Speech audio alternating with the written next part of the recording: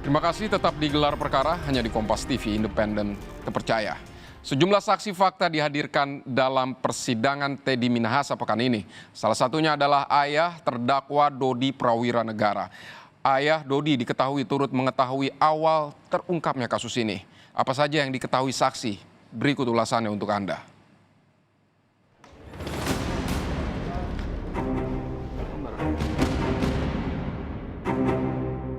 Saya bilang dari mana nih? Saya Teddy Minahasa yang ada masalah dengan Dodi. Saya minta Dodi bergabung dengan saya dan seluruh biayanya akan saya tanggung. Setelah tutup telepon, saya bilang sama anak saya, tolong sampaikan sama Dodi, jangan mau bergabung. Ungkap seluruhnya, saya bilang, sejujur-jujurnya dia harus bilang. Ungkapkan.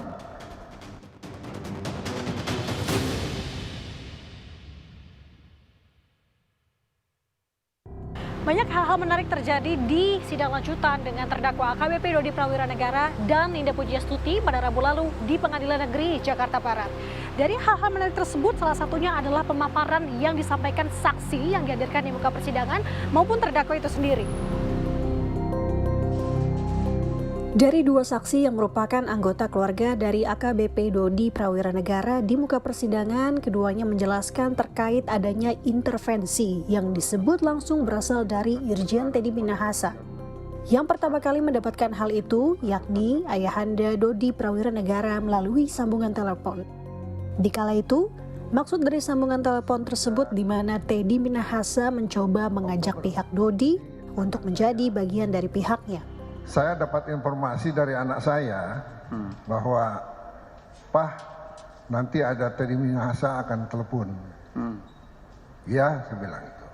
Biasanya kalau telepon masuk ke telepon saya tidak ada namanya, tidak pernah saya angkat. Karena ini ada informasi, saya bilang sama anak saya, nanti kalau papa dapat telepon, kamu rekam ya. Tidak antara lama, ada telepon masuk, memang tidak ada namanya. Saya lupa nomor teleponnya. Saya bilang dari mana nih? Saya Teddy Minahasa yang ada masalah dengan Dodi. Saya minta Dodi bergabung dengan saya dan seluruh biayanya akan saya tanggung. Saya jawab, saya punya penyakit jantung, saya bilang. Saya tidak nangani itu, yang nangani istrinya, Ama. Kemudian dia juga bilang, mengaku bahwa saya juga anaknya teman bapak, satu letting, 73. Yaitu anaknya almarhum Sugiri. Dalam hati saya, teman saya tidak ada yang punya anak sampai 2 bintang ini. Habis itu saya bilang sekali lagi, saya punya penyakit jantung ya, saya bilang itu.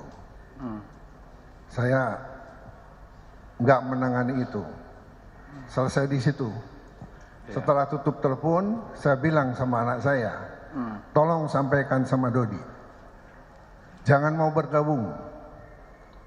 Ungkap seluruhnya, saya bilang, sejujur-jujurnya dia harus bilang. Ungkapkan. Kata-kata saya bilang, jangan mau bergabung, lawan dia. Tak hanya itu, istri Dodi Prawira Negara, Rahma Dharma Putri, juga turut dihubungi. Baik dihubungi langsung oleh Teddy Minahasa ataupun melalui istrinya. Bahkan dari pemaparan istri Dodi di muka persidangan, terhitung beberapa kali Teddy Minahasa menghubunginya, yang dimana tujuannya ialah untuk memastikan Dodi menggunakan jasa pengacara yang sama dengan Teddy Minahasa. Yang menariknya lagi, dalam pemaparan yang disampaikan istri Dodi Prawira Negara, sebelumnya sudah ada perbincangan antara dirinya dengan Dodi terkait perintah Teddy Minahasa untuk menyisihkan barang bukti sabu tersebut pasca digelarnya rilis pengungkapan kasus pada Mei 2022 silam. Pernah nggak cerita si Dodi Prawira Negara, suami saksi ini kepada saksi tentang peristiwa ini? Tentang peristiwa ini nggak pernah, cuma Tidak pernah.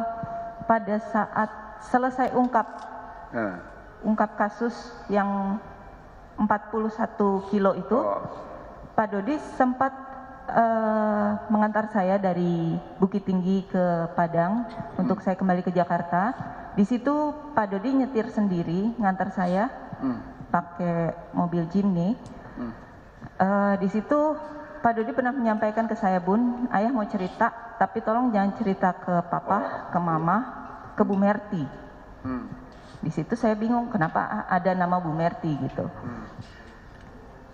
Kenapa ya? Saya nanya gitu. Ayah disuruh sama Pak Kapolda untuk menyisihkan sabu 10 kg. Di situ saya langsung bilang, nggak usah, ngapain harus disisihkan, saya bilang gitu. Dan Pak Dodi pun saat itu tegas bilang ke saya, iya Bun, enggak lah, ayah nggak akan ngelakuin itu. Ayah juga mikir keluarga, mikir mama papa di Malang, mikir anak-anak, mikir bunda, katanya gitu. Ayah juga nggak mau melaksanakan itu. Di sisi lain, dari ahli psikologis klinis yang dihadirkan di muka persidangan menjelaskan bahwa dari hasil asesmen Dodi Prawiranegara merupakan pribadi yang bertanggung jawab. Sikapnya itu seolah diuji melalui kasus yang dia hadapi kini, di mana dirinya disebut ahli psikologis klinis sempat alami kecemasan dan kekhawatiran jauh sebelum penangkapan terjadi di bulan Oktober 2022 lalu. Nah, dari hasil asesmen yang dilakukan, proses rangkaian asesmen tersebut memang yang paling jelas terlihat dari hasil asesmen tersebut, dan ada 2 kolega saya yang mengolah data asesmen tersebut.